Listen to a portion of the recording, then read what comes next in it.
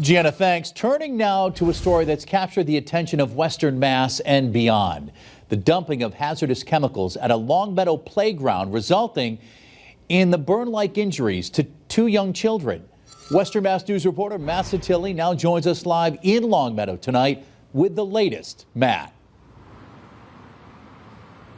Chris, police are still looking to find out who's responsible for pouring muriatic acid down 3 separate slides here at Bliss Park, and now they're looking for your help. Again, there is no danger to the public.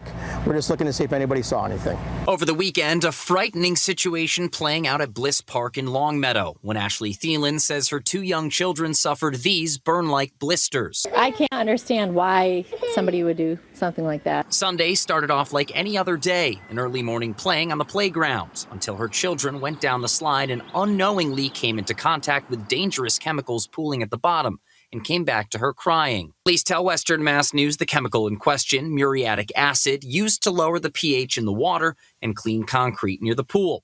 It was taken from the pool storage building located next to the playground and intentionally poured down 3 slides. It's not that far of a stretch to think that the people that are going to be affected by something like that are going to be little children. We stopped by the scene on Tuesday morning, which is still closed off to the public and blocked off by police tape. Longmeadow fire officials say they're currently working on a reopening plan and are hopeful that it will be ready by this weekend. Meanwhile, police and Thielen are asking neighbors to check their cameras to see if they can identify anything suspicious. So I'm hoping people will just go check those cameras and see if they see anything out of the ordinary.